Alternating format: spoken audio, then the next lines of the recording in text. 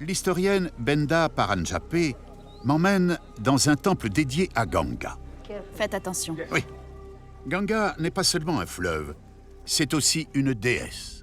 Il faut se prosterner avant même d'entrer dans le temple. Enfin, pas quand on a ma taille.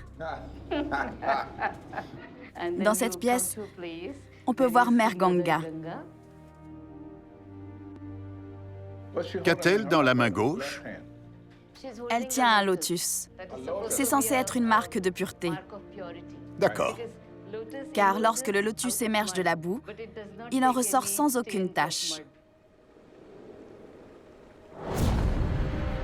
Au commencement, Ganga coulait au paradis. Mais elle était retenue prisonnière par le dieu créateur, Brahma. Plus tard, Brahma décidera d'envoyer le fleuve Ganga sur Terre. Mais il y avait un problème. Ganga était tellement impétueuse que si elle descendait sur Terre, elle risquait de l'inonder. Alors, le dieu Shiva a empêché la chute de Ganga en retenant ses eaux dans les boucles de sa chevelure. Shiva n'a ouvert qu'une mèche de ses cheveux et laissé couler Ganga.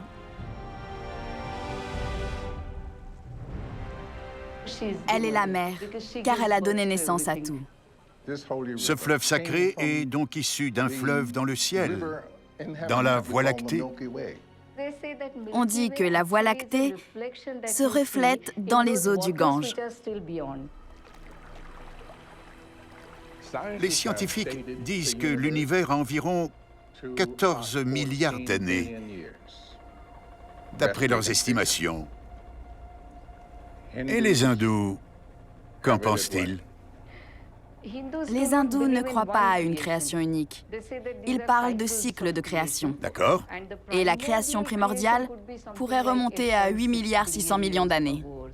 En fait, tout ce processus de création est difficile à appréhender. On dit que des dieux comme Brahma ont créé l'univers. Mais du coup, la question est, qui a créé Brahma? C'est vrai. C'est toujours la même question. Il y a eu la création et il y a eu les dieux. On raconte que les sages, quand ils étaient en transe, avaient la révélation de la manière dont la création s'était déroulée. Mais ce niveau de conscience, nous, le commun des mortels, on ne pourra jamais l'atteindre. Alors on se dit que ça nous dépasse. La philosophie hindoue ne consiste pas à essayer de résoudre les mystères de la création.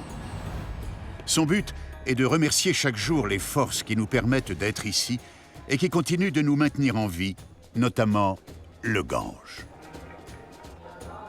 Vous pouvez vous approcher. On va assister à un rituel qu'on appelle Aarti. Aarti? Oui, ça veut dire montrer l'agneau au dieu. Ce rituel a lieu sur les rives du fleuve sacré tous les soirs depuis des centaines d'années.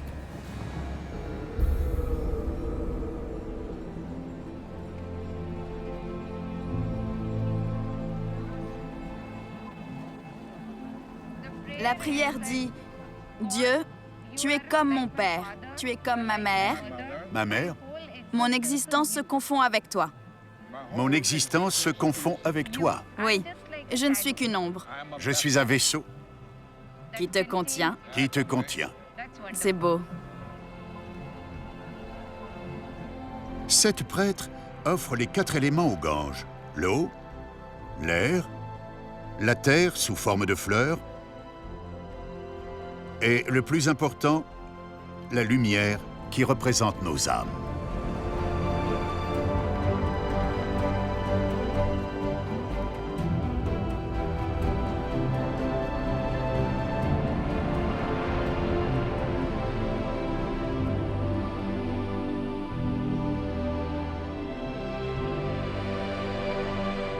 À la fin de la cérémonie, les fidèles se réunissent au bord de l'eau pour placer la lumière de leur propre âme dans un petit vaisseau.